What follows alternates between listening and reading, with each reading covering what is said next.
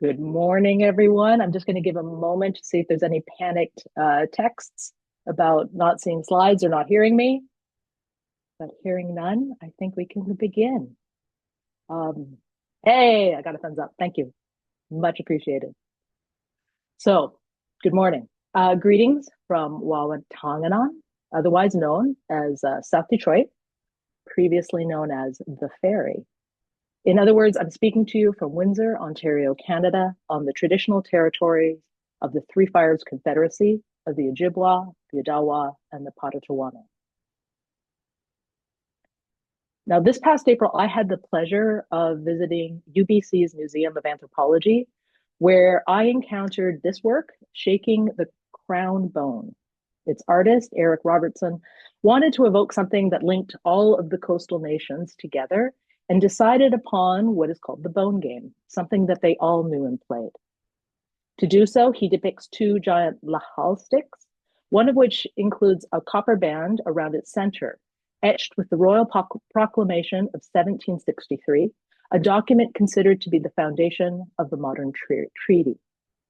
Eric's work is a reminder that we are not only brought together in relation to each other by treaty, but also through the play communities that emerge when we join together in games. So this is a talk about games and game design that can help librarians better understand how to work with and within and perhaps around systems of artificial intelligence. This keynote, I apologize in advance, it's going to be much more fanciful than practical, but there is a reason for that, which I will get to at the end. Also, this talk is not a game, although I have designed a talk as a game in the past. And there are no Easter eggs here, wink, wink, but there is a bibliography available on my NeoCities page, or it will be shortly right after this talk. And it will list all the links, sources, references, Easter eggs that I've made in this talk, and including all the ones that I had promised to include in my abstract, but I cut because of time.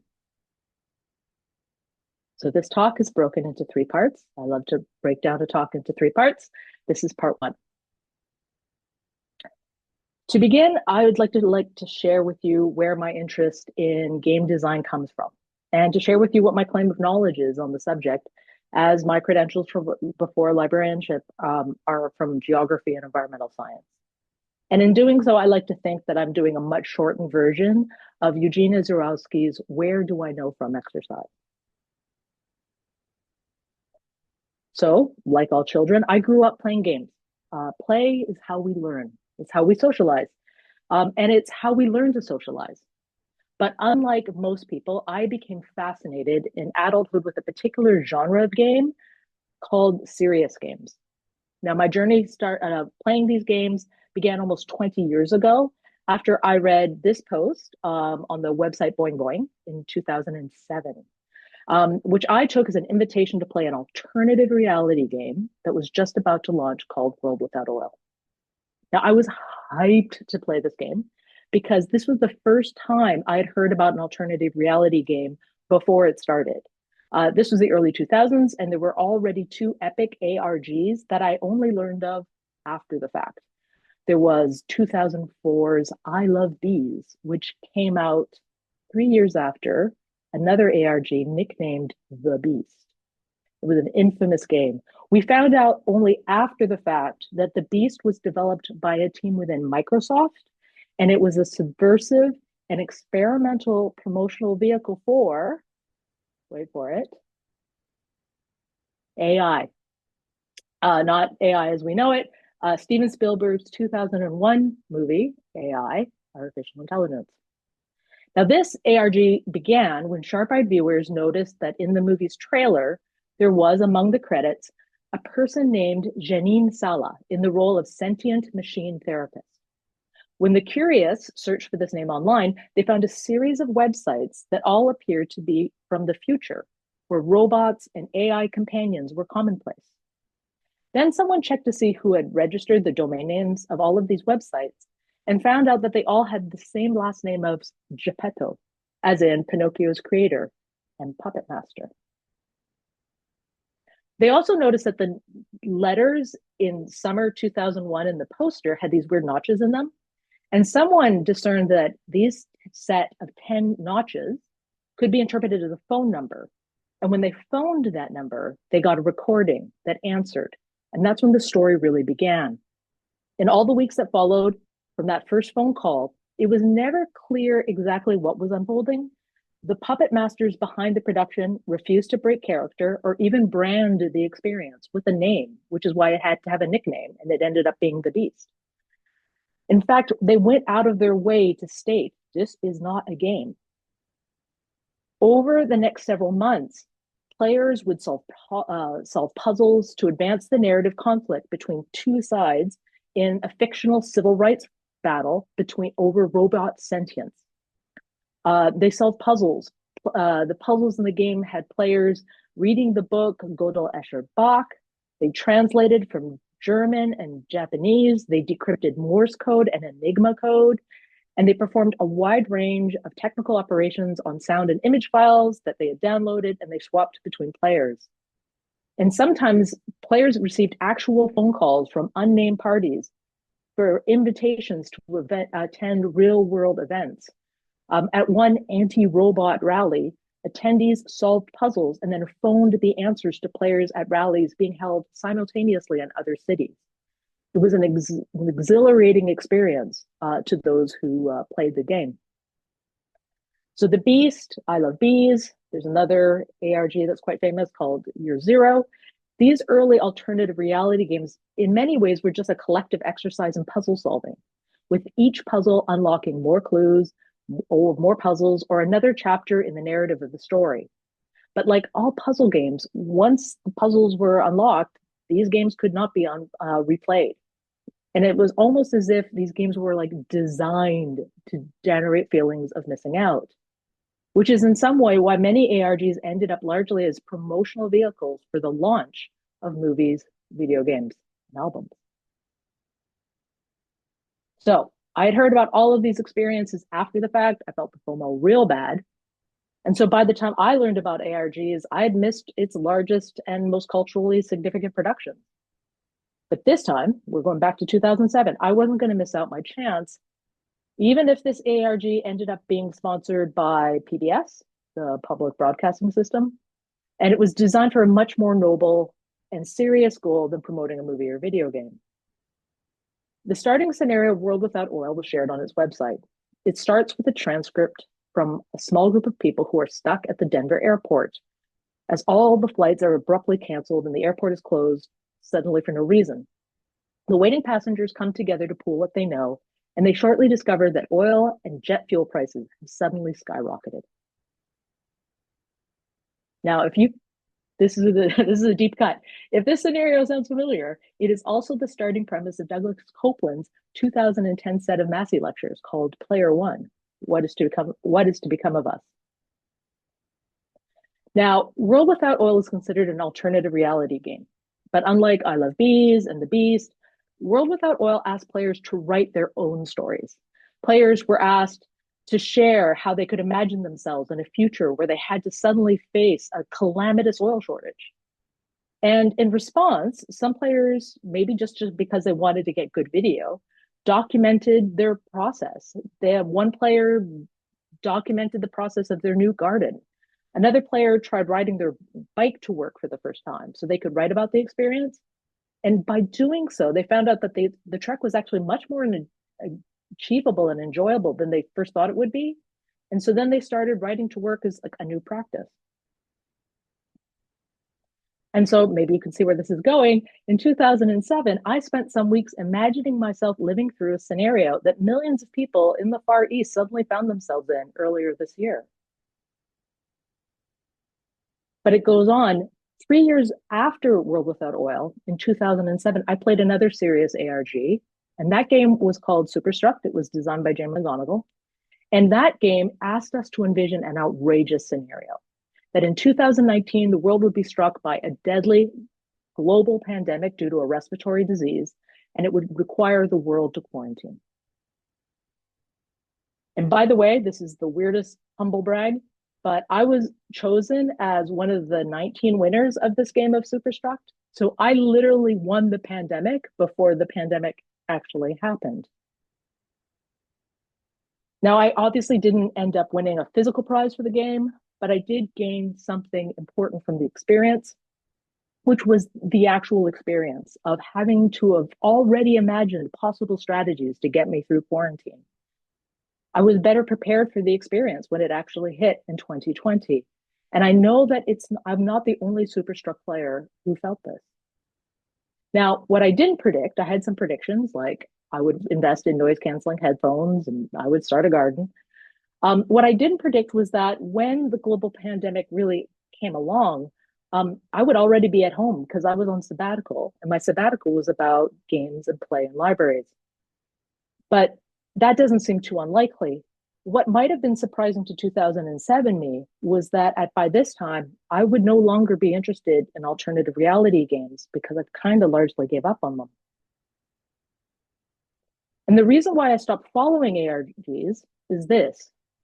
The game design of an ARG depends on the deliberate blurring of what is real world and what is in game. And it never really quite sit right. For example, there's an ARG called the Zimmerman Institute, very influential. And it wasn't grounded in mysterious websites on the internet, but it was played in public and in rented spaces in San Francisco from about 2008 to 2011. As part of its campaign to attract people to play this game, the Zimmerman Institute placed a series of weird and strange posters on city telephone poles that were advertising things as machines that could look through time, machines that could talk to dolphins, just come to this address. Now, because these posters did not make it clear that they were part of a game, this is not a game, their placement in the real world did end up confusing and agitating some of those in vulnerable populations who were already suffering from psychosis. It's said that the earliest ARG is called Ong's Hat, and it was started by 4 friends in a conspiracy theory forum on the internet. And in some ways, it's kind of poetic that ARGs found their beginning in internet conspiracy theories, because that's also where they found their end. One of the most beloved qualities of playing an alternative reality game is that while you're playing it, you could suddenly see the world differently, full of possibility, potentially wondrous, and definitely much more mysterious and interesting now that you're always wondering how things might not be as they first seem. And so many of the most effective and delightful features of ARGs were co-opted by people who ended up making QAnon an undeniably powerful and terrible force in this world. People found a strange joy in falling down a rabbit hole, doing their own research, and finding others to work out the clues together that suggested a strange truth behind our boring facade of reality, manipulated behind the scenes by puppet masters who kept to the shadows. QAnon was not an alternative reality game, but it was designed like one. And only 3 years earlier than QAnon, Gamergate happened. Gamergate was a brutal campaign of harassment organized by terrible men who used Twitter and other channels to drive women and queer people away from their precious games. This outpouring of vitriol was largely ignored by those who regulated social media platforms and the people who we employ to keep us safe. And it deeply impressed political operatives like Steve Bannon, who actively repurposed this audience of disaffected men to his political ends. Alternative reality games ended up being a precursor to those who sought to create alternative realities. This is a very long way of saying that something has fundamentally changed between the 20th and 21st centuries, especially when it comes to media. One person who I think captures this shift very succinctly is media scholar Mackenzie Work. And she says, and I am going to read this because it's good. I'm not going to read the whole page, don't worry. In the 21st century, a whole infrastructure develops for managing truly vast amounts of data, mostly for strategic and commercial purposes. There's a sort of enclosure of the world within I call game space, where the logics of the game become the general patterns of the organization. The 21st century, the Ludic Century, is animated in part just that fantasy, that the feedback loop can be closed and action can be modified in real time depending on data and its immediate effects. It's the very impossibility of closing the feedback loop that drives the tendency to total surveillance.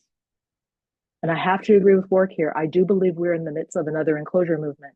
And I think we are in danger of being enclosed. If we allow AI to be unchecked, if we allow our keystrokes to be monitored, our facial expressions and our movements to be captured under surveillance to feed AI's need for real-time data, if we allow ourselves to let blur the lines between reality and unreal, the human and the machine that pretends to be human, then everything will become game space and gamification could become ubiquitous. And that is the reason kind of why I'm talking about games instead of large language models and AI. And that brings us to part 2 of this talk. So Mackenzie Work's quotation is from a response to a manifesto that I'm going to be here to share with you all. It's called A Manifesto for a Ludic Century. It was developed by game designer and NYU professor Zimmerman, and was first published in 2013 on Kotaku, a website dedicated to game journalism. The Manifesto for a Ludic Century is made up of 13 statements. It's just over 1,000 words, which isn't too long, but it's too long for me to read. So instead, I'm going to pull out a handful of points that I think might be relevant to us as librarians. That's up to you to decide. And hopefully that will provide us enough runway to make the leap of understanding what's the difference between games and gamification and why this is particularly important to us who work in academia. But we're going to start at the manifesto's end just to get something really important out of the way, which is this.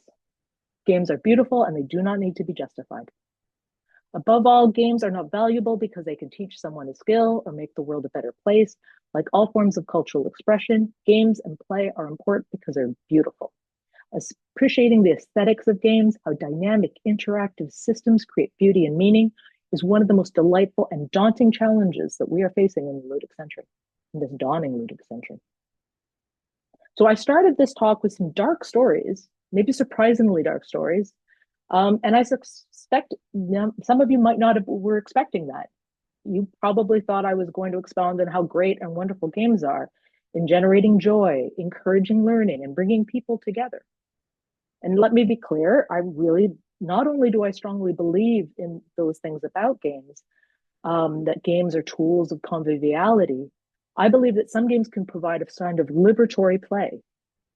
But it would be foolish of me not to acknowledge that many games have been released that are designed to create addictive mechanics purely so that the player will spend increasing amounts of money or time just on the game.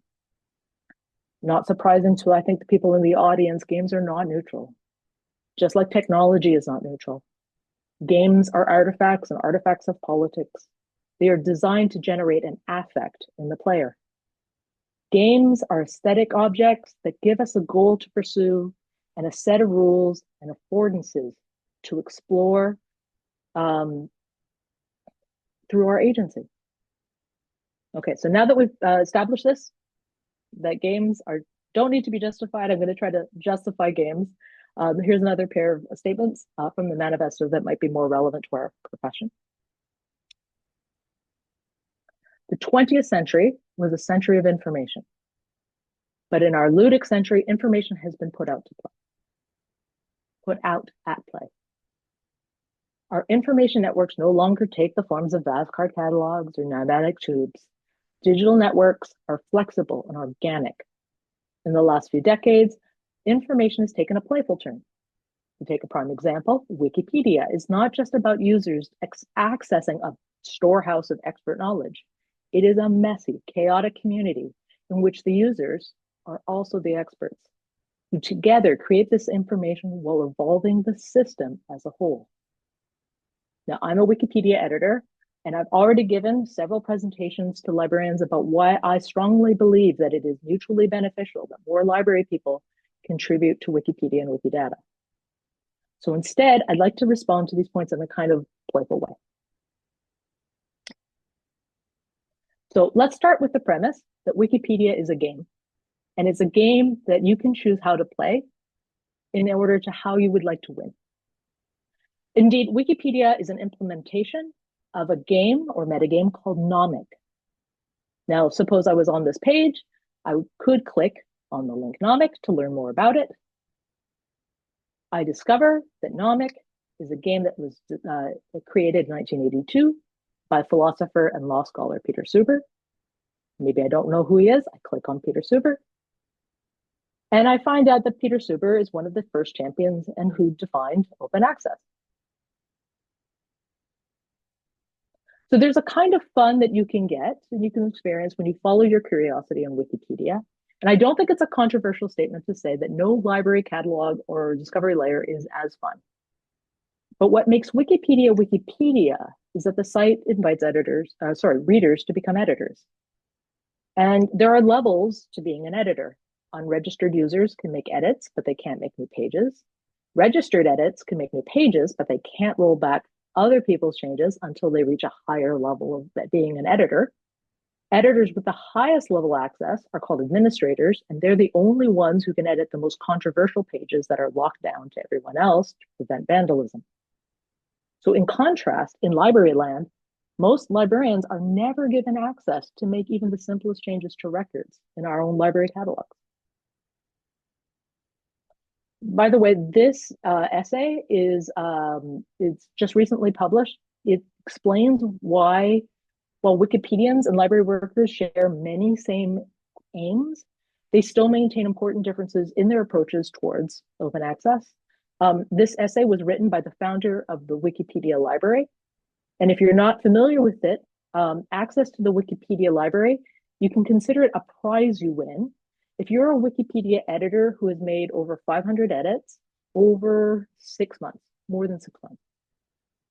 The Wikipedia library provides access to over 80 academic publishers to Wikipedia in hopes that editors will use those items in order to support their work. I have access to the library. I can tell you it is much more than we provide our own alumni. Okay, so here's a couple of other statements from the Manifesto of the Ludic Century. Again, in the 20th century, the moving image was the dominant cultural form. So while music, architecture, the written word, and many forms of cultural expression flourished in the last century, the moving image came to dominate.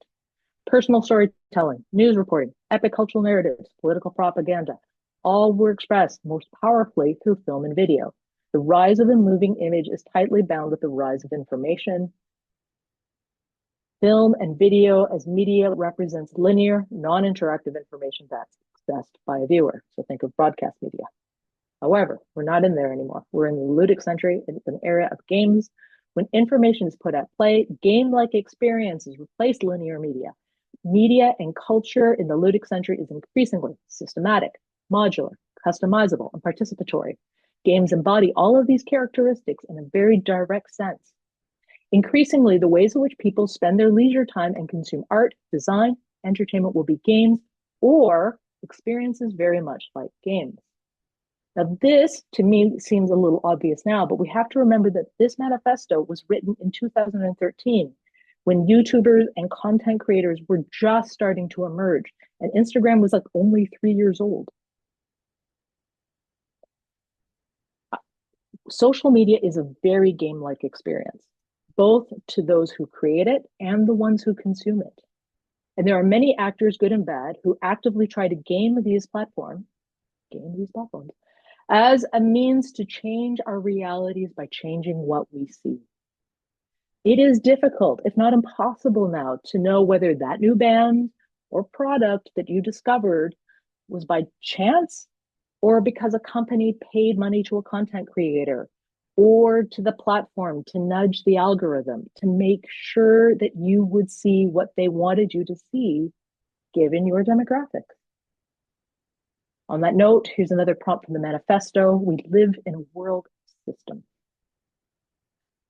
The ways in which we work and communicate, research and learn, socialize and romance, conduct our finances, communicate with our governments are all intimately intertwined with complex systems of information in a way that could not have existed a few decades ago. For such a systematic society, games make a natural fit. While every poem, every song is certainly a system, games are dynamic systems and in a much more literal sense. From poker to Pac-Man to Warcraft, games are machines of inputs and outputs that are inhabited, manipulated, and explored.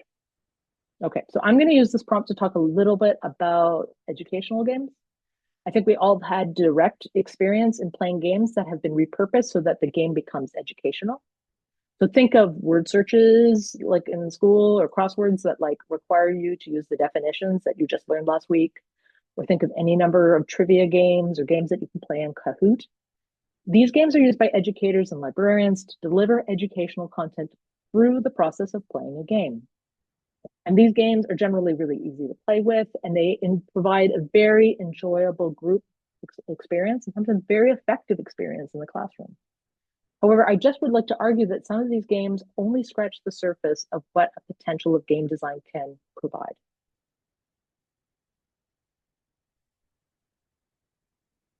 Because games are systems, they are uniquely positioned as a form of media to express and communicate how systems behave.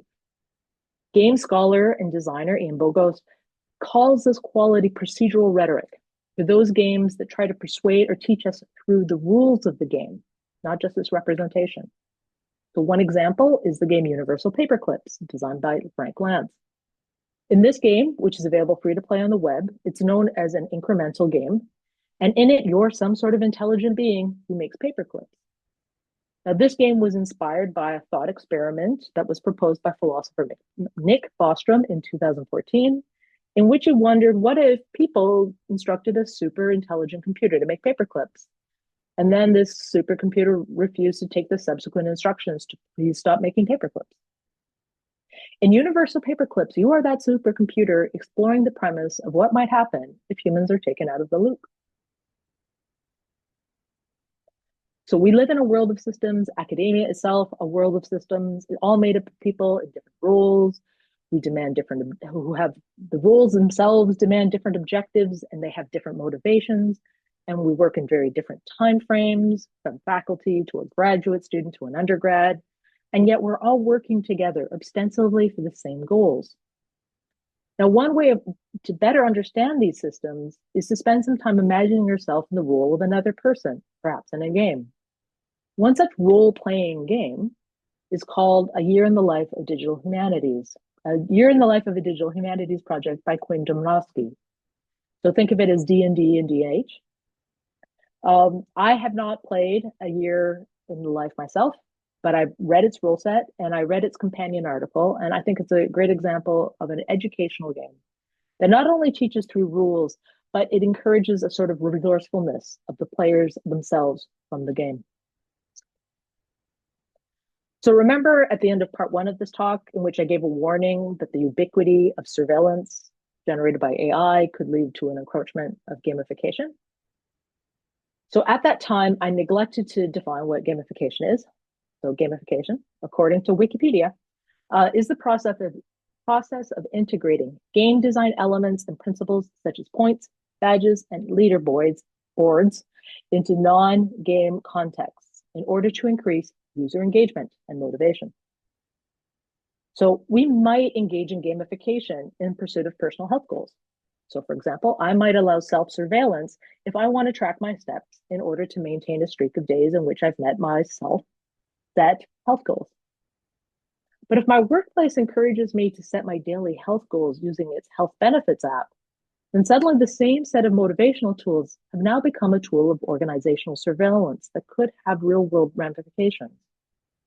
So for example, when people put up Ring cameras around their homes, they generally don't think that they're also collecting evidence that insurance companies can and have used to deny claims of theft due to a lack of diligence made on behalf of the homeowner. And this is something that I think is very important that tends to get lost in conversations about AI. It is possible to get a lot of value out of large language models, but those large language models also gain value through its access to us in ways that we don't really understand yet. Professor C.T. Nguyen asks in his most recent published book from 2016, The Score, How to Stop Playing Somebody Else's Game. He asks, why do games and metrics affect us so differently when they both have a mechanical scoring system at the core? So C.T. Nguyen teaches philosophy at the University of Utah. And in his book, he uses a lot of examples, and he outlines how, in many ways, the metrics of the university, the grade point averages, the citation tracking, the H indexes, the annual published rankings of the top schools, how they all drive and influence the behavior of students and faculty, and sometimes away from their own interests. Nguyen's book really helped me understand why gamification can feel so insidious, as that it can pressure us to substitute personal values with institutional ones. So I think The Score is a great book. Unfortunately, I don't think it exactly lives up to its title, How to Play Someone Else's Game. Unfortunately, I read the book. There is no prescribed method for getting out of this encroaching world of metrics in its pages. Games will not free us. Only we can free us. But there is a strategy of finding a sense of freedom, which I think we can find in the Manifesto for a Ludic Century. And there is a need to be playful. It is not enough to be merely a systems literate person to understand systems in an analytical sense. We must learn to be playful in them. A playful system is a human system, a social system rife with contradictions and possibility. Being playful is the engine of innovation and creativity. As we play, we think about thinking, and we learn to act in new ways. As a cultural form, games have a particularly direct connection with play. So many game scholars and designers have really tried their hand at defining what is play, what is a game, and what does fun have to do with either of these things. I'm not going to go into all of it. I'm just going to share with you my favorite definitions. So Eric Zimmerman and Katie Salen have defined play as free movement within a more rigid structure. Canadian philosopher Bernard Suits has described the playing of a game as the voluntary attempt to overcome unnecessary obstacles. And Ian Bogost has defined fun, this blew my mind, as the aftermath of deliberately manipulating a familiar situation in a new way. Now, when we play games with friends and family, we frequently change the rules to meet our needs. Some of us create house rules to make the game more fun. Depending on your parenting style, you might bend the rules just a bit so that your child might have a better chance of winning a game. When we play games, it is us who decide what we play, how we would like to play, and when we've had enough of games. As Ursula K. Le Guin has put it in one of her short stories, how we play is what we win. So we're now at the beginning of the end. Here's a recap of what I've covered so far, just in case I've lost you. In part one, I told you the story of alternative reality games, which were exhilarating to play, but they were also dangerous because the games had left their magic circle. They encouraged players to question their realities, and that led to conspiracy thinking. I made the suggestion that unchecked use of AI might be similarly dangerous. In part two, I introduced you to the Manifesto for a Ludic Century as a framework to consider where we are in this moment, just as a means to get us out of the conversation around AI that I think we seem to get stuck in. And I responded to a handful of points in the manifesto. I suggested that even before large language models, our world was influenced and shaped by social media platforms that are much more game-like than the broadcast models of the 20th century. On that note, I also said that being game-like isn't necessarily a bad quality, and I spent a little bit of time singing the praises of Wikipedia. I then spent a little bit of time talking about how games could be a useful tool to explore systems and rules that might be new to us. I then picked up a Mackenzie Wark suggestion that a world that contains both control technologies and tools of surveillance could lead to lives lived in something called game space. And to better prepare the listener to this world, I recommended reading the book The Score by philosopher C.T. Nguyen to better understand the difference between games and gamification and why some metrics inspire us and others make us work against our own interests. Okay, so now it is time to make sense of this talk's title. So the title of this talk is an allusion to this quotation from Antonio Gramsci. The crisis consists precisely in the fact that the old is dying and the new cannot be born. In this interregnum, a great variety of morbid symptoms appear. Now is the time of monsters. Now, there's probably no way you would know this, but my title is also a reference to a slide from a presentation from Dr. Chris Hauser. And he gave this when he was the Dean of Science at the University of Windsor some years ago. And it's just one of my favorites.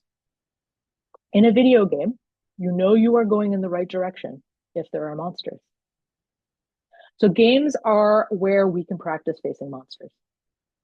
Theodore Adorno said this about games: the unreality of games give notice that reality is not yet real. Unconsciously, they rehearse the right life. And look, I understand this may sound a little ridiculous to some of you. I mean, how will binging on Candy Crush be good for anything? And this is my favorite answer to this question. It's from Frank Lentz, the designer of Universal Paperclips on other games. When you play a game, you enter in a teeny operant conditioning chamber. Allow it to shape your experience, and then you leave. And then you reflect on that experience.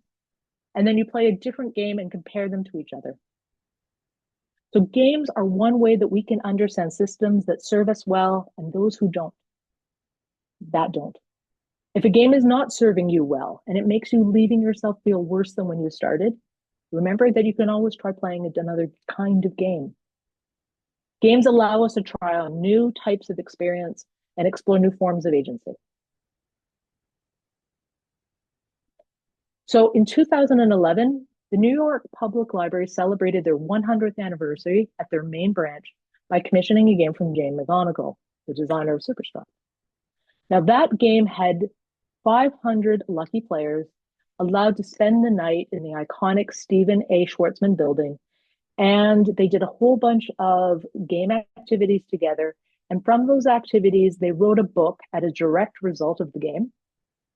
The game was called Find the Future. And the book that the players collectively wrote is called 100 Ways to Make History. The game was designed to help those playing imagine themselves not just as readers in a library, but as future writers of their own histories.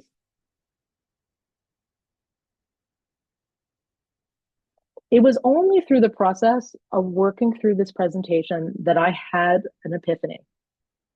The alternative reality games that I had played almost 20 years ago, World Without Oil and Superstruck, these were multiplayer world-building experiments that I now recognize as forms of speculative fiction.